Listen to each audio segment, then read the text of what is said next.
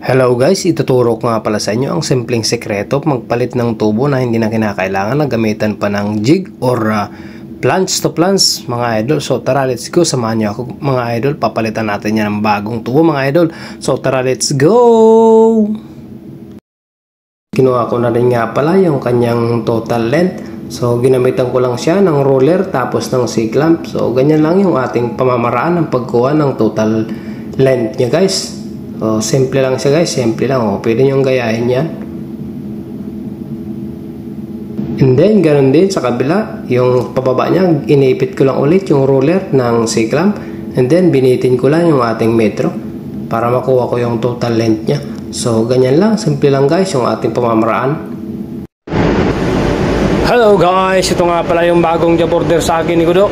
Magpapalit ako ng tubo, yan. So yan yung drawing na ginawa ko ng sukat doon sa site kung saan papalitan ko yung tubo. And then nagputol na nga din pala ako. So nakakasa na siya. Tinaking ko na. So ayan.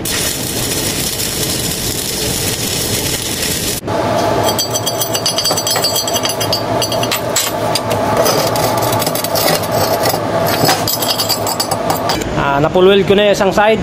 Then ito namang isa, itataking ko na lang yan. Pero bago ko itaking yan guys, i-align ko siya.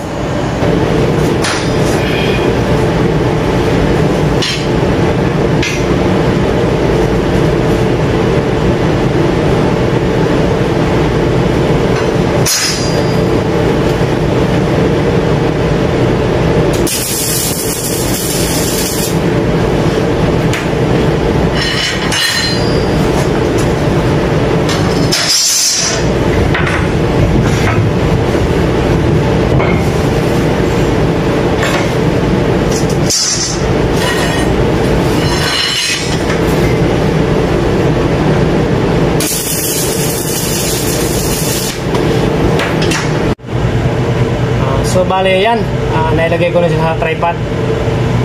Ang gagawin ko na lang dyan ay magpupulweld ako nun sa dugtungan. Tapos ilalapat ko na yung plunge to plunge. So basic na lang yan guys, basic na lang yan, napakadali na lang yan. Hindi na sobrang hirap na. Kasi meron na tayong sukat niya, may distance na tayo. May mga sukat na may ano na tayo dyan. Kaya hindi tayo maliligaw. So yan, sa mga baguhan na lang yan. Yung mga veterano dyan, hindi nyo na kailangan to eh. Basic na lang to sa inyo. Sa mga baguhan na lang to, ituturo ko ulit kung paano i-align yung plunge to plunge para may mga dagdag kaalaman yan. Sa mga baguhan lang to guys, sa mga baguhan. So tara, let's go. So ayan, nalagyan ko na nga pala ng marker yan. So ayan, nakaline na siya. Hindi mo lang pinagpawisan. So hanggang doon sa kabila. Yan, may marker na rin yan. So, naka-center na yan. Spot na yan, then full weld. Dali na guys, dali na. So ito nga palang video na to ay para lang to sa mga baguhan na Peter. Hindi ito para sa mga veterano. Tatawaran tayo nito pag nakita to ng mga veterano guys. Kasi iba yung pamamaraan natin ng pag-layout ng tubo, pag-pit up. So ito basic na lang to. So tara guys, let's go. Tirain na yan, baka tirain pa ng iba yan guys. And yan nga palang purpose ng ginagawa natin na yan guys, ay para makuha natin yung 90 degrees ng plunge para hindi siya tabingi.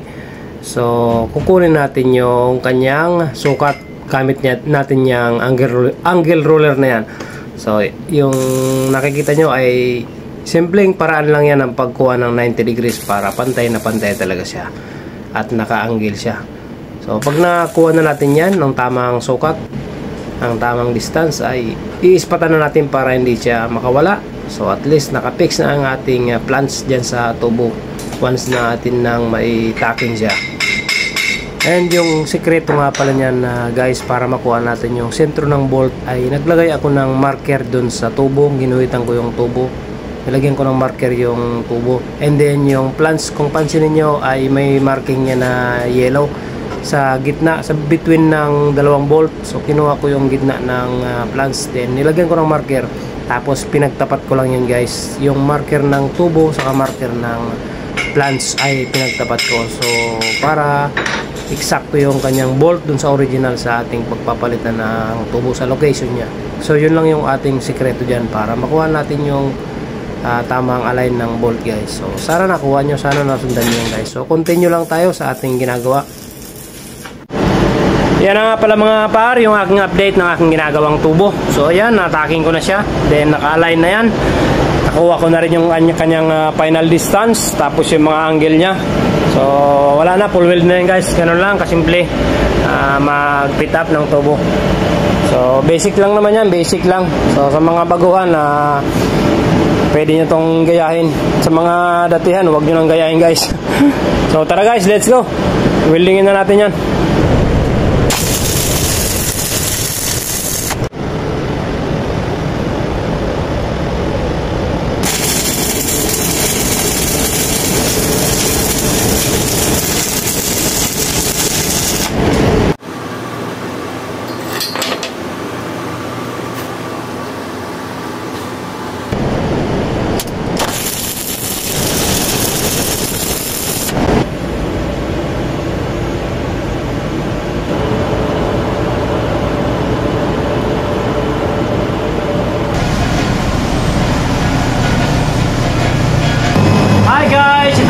Yung update ng ating ginawang tubo.